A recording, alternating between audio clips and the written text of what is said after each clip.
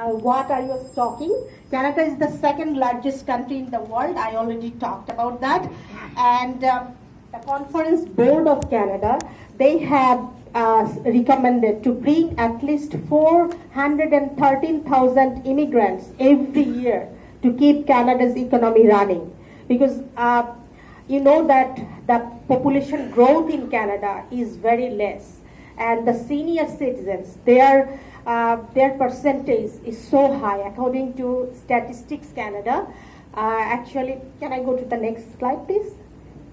Thank you. 16% of Canada's population is above the age of 65. And in 20 years, it will be increased to 24%. So you know that what is happening, there are a lot of senior citizens, and we don't have people to serve them in the remote areas.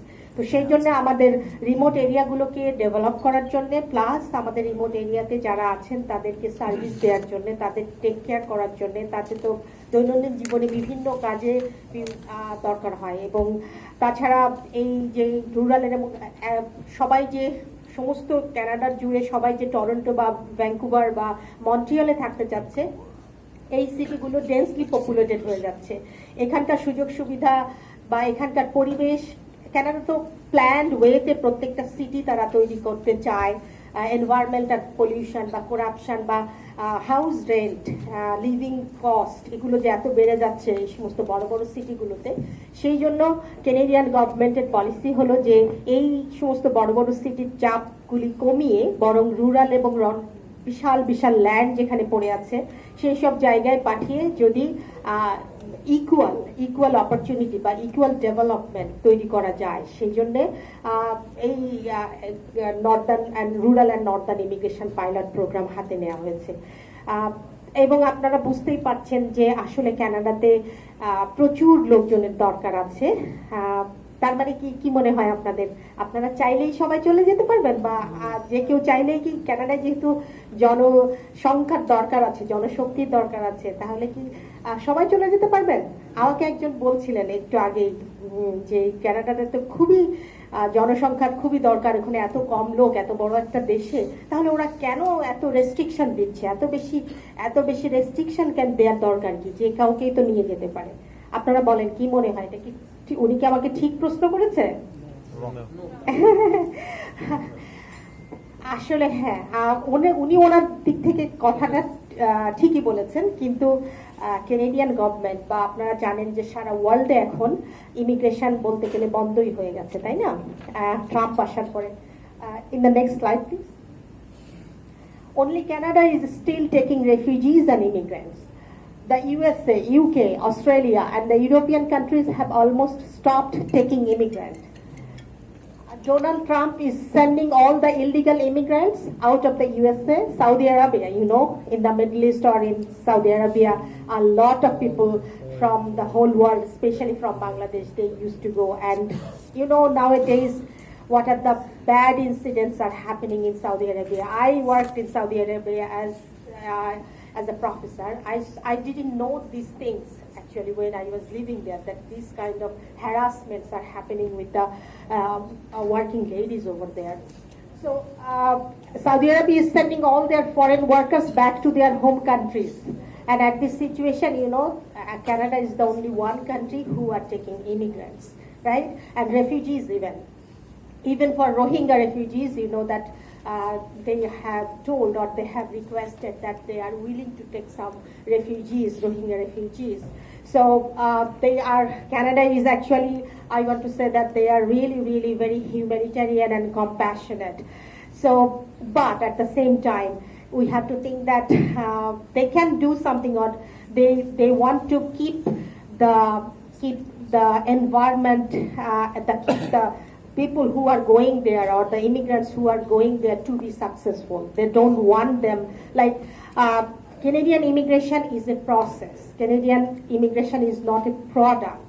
Like in the Middle East or in Saudi Arabia, their immigration, they don't have any immigration. It's called product approach. Like, you know, that they just sell the visas, free visas, right? And they go there, people, so many years, people have been living there, but they never get the chance to vote, or never get any status there. They are always foreigner, worker. But in Canada, it's not like that.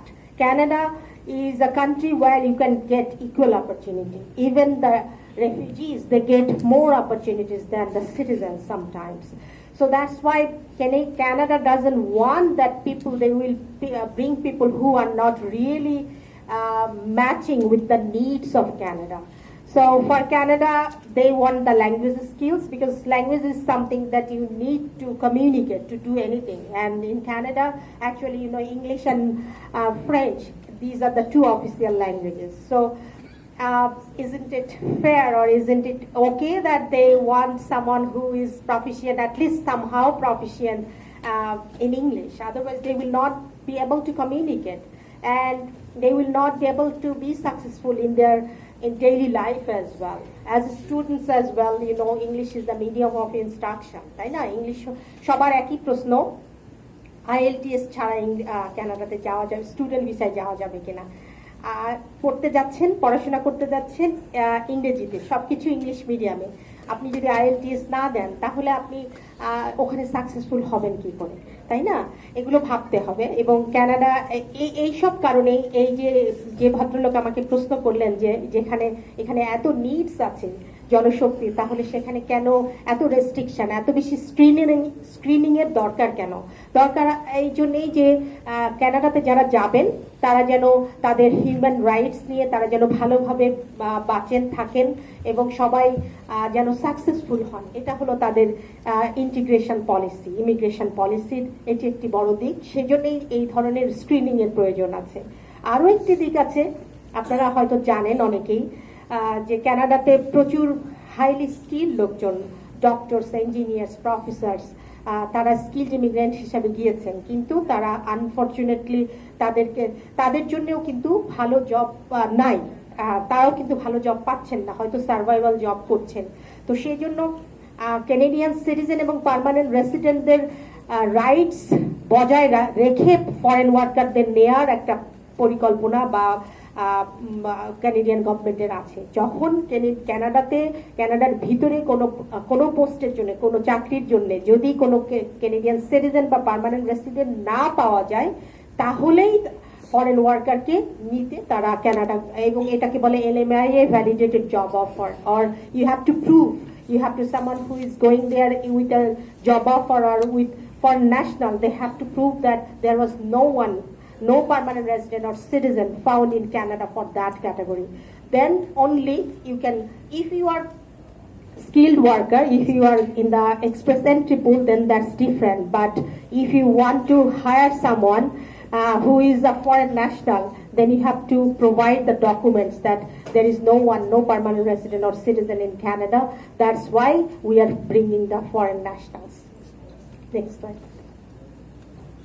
So what I have already said, that Canadian immigration is a process. It's not a product approach. Canadian immigration is slow. ধীরে হয়, বা অনেক process product approach, যেমন আমরা যে কোনো কিছু, যেমন ফ্রি ভিসাগুলো, কিছু টাকা দিলেই ফ্রি ভিসা নিয়ে যাওয়া যায় কিছু কিছু দেশে। কিন্তু ক্যানাডিয়ান ইমিগ্রেশন কিন্তু একটি প্রসেস, একটি সময় নিয়ে করতে হয়, তৈরি করতে হয়। কানাডাতে যাওয়ার জন্যে জনবলকে জনশক্তিতে রূপান্তরিত করতে হয়, কানাডার মতো করে তৈরি করতে হয়, কানাডার ডিম্যান্ড বা নিডসকে ফুলফিল করতে পারবে এইরকম করে তৈরি করতে হয়। কাজে এটাই প্রোডাক্ট অ্যাপ্রোচ না, এটা প্রসেস অ্যাপ্রোচ। প্রসেসটা যেরকম কিছু দিক নির্দেশনা নিয়ে তৈরি হয়, সেরকম ক্যানাডিয়ান ইমিগ্রেশনও একটি প্রসেস অ্যাপ্রোচ, এবং প্রসেসের মধ্য দিয়ে আপনাদেরকে যেতে হবে, বা যারা যেতে চান তাদেরকে প্রসেসের মধ্য দিয়ে আগাতে হয়। Next slide please. Yeah, business immigration I already discussed. So could you please go to the next slide? Yeah. Oh, this one is also done. Go ahead, please. Done, our hand. Express entry. Yeah, these things I didn't discuss. You know, what is express entry? Is there anyone who can clarify or give me an idea about express entry? Why is it called express entry? Express entry means you can enter into Canada like an express, so that is very fast, very quick and very tough also. quick and at the same time it's very challenging, yeah. For the people who has the qualifications or quality, for them it is express, the entry is express, like very fast. But for the people who doesn't have the criteria or quality, they can be in the express entry pool forever, but they will not get an invitation to go or PR, permanent residency. So that's why, yeah, you are right. It's one way. It's very quick and fast, but at the same time, it's very tough for the people who doesn't have the qualification. So express এন্ট্রিতে যাই, কি পয়েন্টসটা আমি একটু বলি। Express এন্ট্রিতে যাওয়ার জন্য প্রথমেই আপনাদের যেটা করতে হবে সেটা হলো, আপনারা সবাই বলেন যে এক্সপ্রেস এন্ট্রিতে যাওয়ার আগেই সিভিটা পাঠিয়ে অনেকেই বলেন যে আমাকে আগে বলেন যে আমি আইএলটিএস দিব, কিন্তু আমাকে আমার সিভিটা দেখে বলেন যে আমি আসলে কত পয়েন্টস পাবো।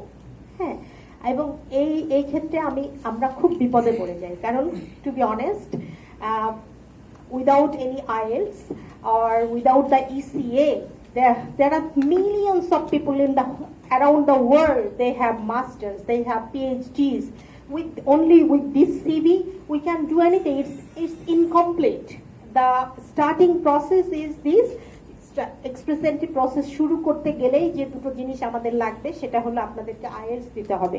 আইএলটিএস যে দিতে হবে এমন কোনো কথা নেই, আরো কয়েকটা, যেমন ফ্রেঞ্চ স্কিলও আপনারা দিতে পারেন, সেলপিপ দিতে পারেন। সেলপিপ খুব ইজি, এটি ক্যানাডিয়ান ল্যাঙ্গুয়েজ টেস্টিং সিস্টেম, কিন্তু আনফর্চুনেটলি আমাদের এখানে এখনো সেন্টার নাই। হয়তো ভবিষ্যতে যদি সেন্টার করা যায় তাহলে হয়তো এটা ইজি হবে। এনিওয়ে, তো প্রথমে আপনাদেরকে আমি আইএলটিএস এর কথাই বলি, বা সিএল, আপনাদেরকে প্রত্যেকটি স্কিলে, listening, reading, writing and speaking, এই চারটা স্কিলেই আপনাদেরকে অ্যাটলিস্ট 4 থাকতে হবে। জেনারেল আইএলটিএস 6 থাকতে হবে কমপক্ষে, এবং আপনাদের ইসিএ করাতে হবে। অনেকে বলেন আমার ইংল্যান্ড থেকে আমি মাস্টার্স করেছি, আমি পিএইচডি করেছি, আমারও কি লাগবে আইএলটিএস দিতে হবে? আমি আমেরিকা থেকে মাস্টার্স করেছি, পিএইচডি করেছি, আমারও কি লাগবে? টু বি অনেস্ট, হয়তো কোনো এক সময় লাগতো না, কিন্তু you know, Canadian immigration is very competitive and every day it's changing. Today you are seeing something and tomorrow you will see that there is a change with the forms, with the policies, everything is changing.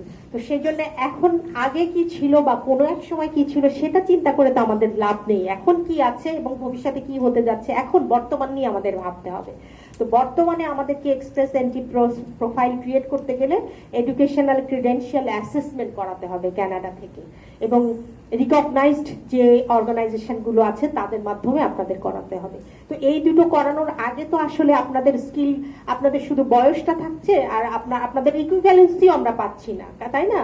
তাহলে এইগুলো করার আগে তো আসলে অনেকেই আমি শুনি যে মানে মাস্টার্সের সিভি দেখে বা যে কোনো সিভি দেখেই বলে হ্যাঁ আপনি এটাতে, আপনি এক্সপ্রেস এন্ট্রিতে যাবেন, আপনার হয়ে যাবে, আপনি চলে যেতে পারবেন, আপনি জাস্ট মেডিকেল করান, প্রথমেই মেডিকেল নাকি করিয়ে নেয়, তো এবং সেই জন্য কিছু টাকা নেয়। তো যাই হোক, আমি খুব দুঃখিত যে সমস্ত কথা আমাকে বলতে হচ্ছে, কিন্তু কথা হলো যে আপনারা নিজেরা যেহেতু করবেন, আপনারা নিজেরা যেহেতু অ্যাপ্লিকেন্ট, আপনারা নিজেরা যেহেতু যেতে চান, কাজেই ডিসিশন আপনাদেরই নিতে হবে, বুঝে শুনে কাজ করতে হবে, এবং কি করছেন, কাকে আপনার রিপ্রেজেন্টেটিভ নিয়োগ করছেন, কাকে টাকা দিচ্ছেন, এগুলো বুঝে শুনে করতে হবে।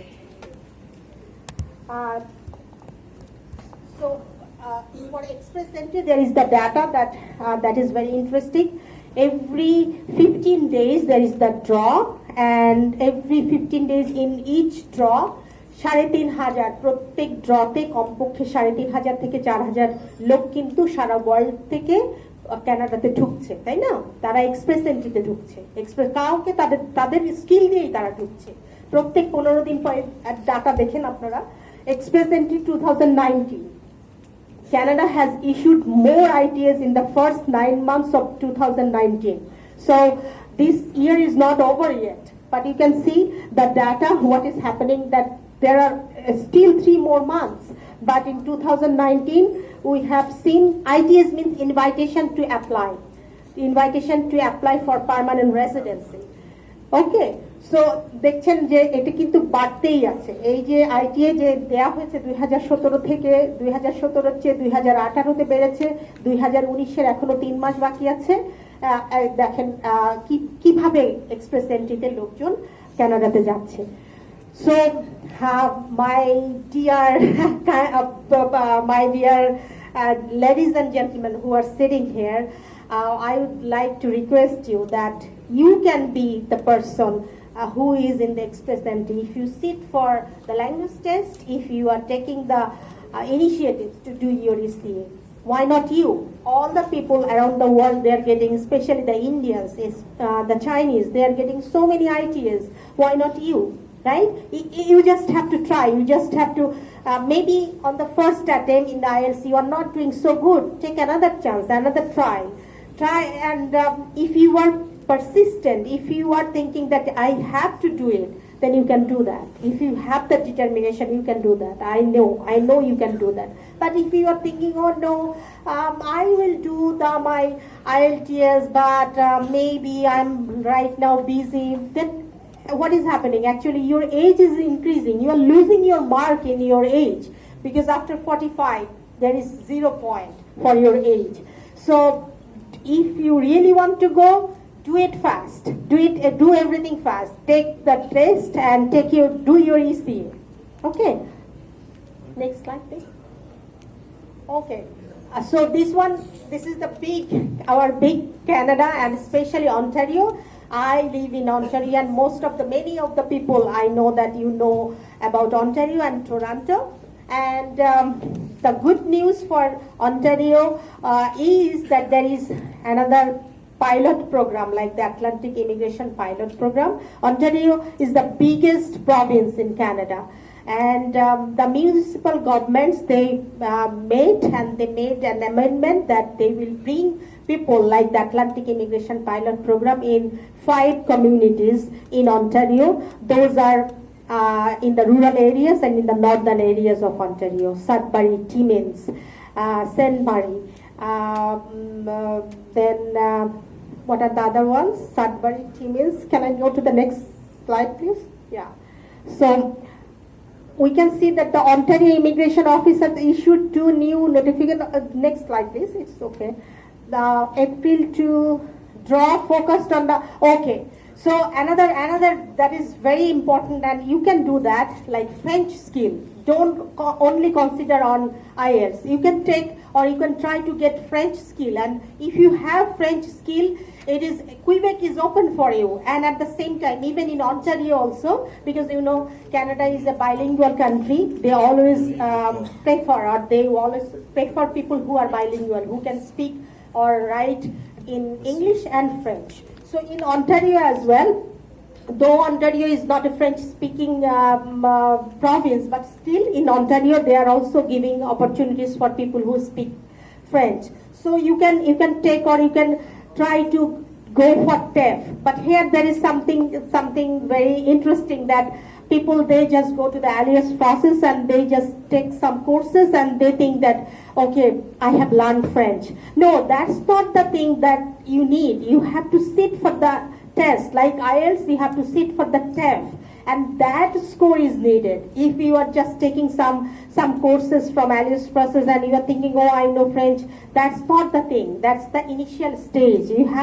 Your proficiency should be something where you can get enough point for TEF. Okay. Next slide, please. Yeah. So now what I was talking about is very important for Ontario. Ontario is planning new OINP regional immigration pilot. And what are the communities? These, as I told you, আমি যেমন বলেছি আপনাদেরকে যে কিছু remote area আছে, অন্টারিওতেও কিন্তু এরকম remote এরিয়াগুলো আছে। রিমোট এরিয়াগুলো কি দেখেন, অন্টারিও তো শুধু টরেন্টোই যে সবাই জানে, কিন্তু টরেন্টোর বাইরেও যে রিমোট এরিয়াগুলো আছে, এই রিমোট এরিয়াগুলো মূল সিটি থেকে কমপক্ষে 50 কিলোমিটার দূরে হবে, এবং এদের অ্যাকচুয়ালি অধিকাংশ ক্ষেত্রে আসলে অনেক দূরে, এবং এদের জনসংখ্যা কমপক্ষে 1 মিলিয়নের কম হতে হবে। So what is happening? What are the communities that they have chosen? Thunder Bay, St. Mary, Sudbury, Timmins আর নর্থ বে। সো অন্টারিওতে যারা যেতে চান, অন্টারিওর এইসব প্রভিন্সে যদি আপনারা যান, বিজনেস অন্টারপ্রেনার ক্যাটাগরিতে এইসব প্রভিন্সে যদি আপনারা যান, তা এবং একটা বিজনেস যদি আপনারা দাঁড় করান, just one full time job যদি আপনি ক্রিয়েট করেন এবং এই কমিউনিটি থেকে যদি আপনি নমিনেশন পান, তাহলে কিন্তু আপনি আপনার ফুল ফ্যামিলি সহ ওখানে ইমিগ্রেট করতে পারছেন। কাজে এখানে কিন্তু আপনার খরচ, আপনি আপনার নিজস্ব বিজনেস নিজেই দাঁড় করাচ্ছেন। ইনভেস্টর ক্যাটাগরির মতো কাউকে আপনি টাকা দিচ্ছেন না, আপনি আপনার নিজের বিজনেস নিজে দাঁড় করিয়ে আপনার, এবং এই রুরাল এরিয়াগুলোতে গেলে আপনার টাকার অঙ্কও কম লাগবে, এবং কিন্তু সেখানে আপনাকে ওই কমিউনিটির সঙ্গে মিলেমিশে থেকে তাদের কাছ থেকে নমিনেশনটা পেতে হবে, আপনাকে কালচারালি অ্যাসিমিলেট করতে হবে। তো সেই জন্য আমি বলবো যে অন্টারিওতে যেমন এরকম 5টা জায়গা চুজ করা হয়েছে, সেরকম ব্রিটিশ কলাম্বিয়াতে, সাসকাচুয়ানে, অ্যালবার্টাতে আরো মোট 11টি কমিউনিটি ম্যানিটোবাতে চুজ করা হয়েছে। তো এই সব কমিউনিটিগুলোতে আপনারা জব অফারের চিন্তা না করে যারা বিজনেস অন্টারপ্রেনার ক্যাটাগরিতে যদি যেতে পারেন, তারা যদি বিজনেস দাঁড় করান, তারাই কিন্তু ভবিষ্যতে আবার এখান থেকে নিতে পারবে জব অফার দিয়ে। একজন যদি বিজনেস অন্টারপ্রেনার হিসাবে ওখানে যদি বিজনেস দাঁড় করান এবং যদি উনি নমিনেশন পান বা পিআর পেয়ে যান, তখন কিন্তু উনি ওনার বিজনেসের এগেনস্টে তার নিজস্ব লোক ফরেন ওয়ার্কার হিসেবে নিতে পারবে। তখন কিন্তু বিষয়টা সুবিধা হবে, সুযোগটা তৈরি হবে, জব অফার ক্রিয়েশনের সুযোগটা তৈরি হবে। কিন্তু দুঃখজনক হলেও সত্য যে জিনিসটা এখনো কেবলমাত্র কমিউনিটিগুলি সিলেক্টেড হয়েছে, সেই কমিউনিটি আর কোনো কিছুই এখনো তৈরি হয়নি, অথচ সেই কমিউনিটিগুলোতে জব অফারের নামে বিভিন্ন এজেন্সি, বিভিন্ন কোম্পানি, শুধু বাংলাদেশ না সারা ওয়ার্ল্ডেরই, আমার কাছে কিছু ডকুমেন্টস আমি পেয়েছি যারা আসলে নেপাল, ভুটান, চায়না সব জায়গা থেকে এইসব rural and northern immigration pilot প্রোগ্রামের নামে, জব অফারের নামে তারা আসলে একটা মানুষকে ভাওতাবাজির মাধ্যমে টাকা নিয়ে নিচ্ছে, কিন্তু আসলে তারা জব অফারের নামে তাদের ইমিগ্রেশন কেন কিছুই হচ্ছে না। হ্যাঁ, তো সেই জন্য আমি আশা করব যে এই যে রিসেন্টলি যেটা নিয়ে আপনারা সবাই মানে খুব বেশি তোলপাড় তৈরি হয়েছে, কানাডায় অনেক লোক দরকার, কাজেই rural and northern immigration pilot প্রোগ্রামের মাধ্যমে ভাষাগত যোগ্যতা কিচ্ছু লাগবে না, লেখাপড়া লাগবে না, কাজের অভিজ্ঞতা লাগবে না, শুধু মানুষ দাও, দিলেই হয়ে যাবে। এই জিনিসটি আপনারা বিশ্বাস করবেন না, আপনারা নিজেরা যাচাই বাছাই করে কি জব অফার, কোথায় জব, কারণ প্রত্যেকটি প্রভিন্সের জন্য এলিজিবল এমপ্লয়ার সিলেক্টেড আছে, একমাত্র সেই এলিজিবল এমপ্লয়ার ছাড়া অন্য কারোর কাছ থেকে জব অফার নিলে তো আপনার ইমিগ্রেশন কেন কিছুই হবে না। ওই এলিজিবল এমপ্লয়ার যখন জব অফার দিবে, আপনি তো এখান থেকে বুঝতে পারবেন না এলিজিবল এমপ্লয়ার কে, সেটা বুঝতে হলে যারা ভিতরে আছেন তাদেরই বুঝতে হবে। কিন্তু অথবা আপনি অনলাইনে যে সার্চ করে আপনি বের করতে পারেন, আপনার জন্য কঠিন হলেও পারবেন, কিন্তু এই যে এজেন্সিগুলো আছে তারা আসলে এগুলো বলছে না, তারা বলছে জব অফার একটা তৈরি করছে এবং এটার বিনিময়ে তারা টাকা নিয়ে নিচ্ছে। তো আপনারা সবাই সতর্ক থাকবেন আশা করি। what I was telling that I always feel for my country people, for my parents, for my relatives and for my birth country. So I always write, I don't know if you have read my articles or not, in Pratham Alo in Bangla I write always about the Canadian immigration policies or the fraudulence that is happening. So if you have time, sometimes please go and read my articles on Canadian visa and immigration, and that's in Bangla in Pratham Alo. Oh, okay.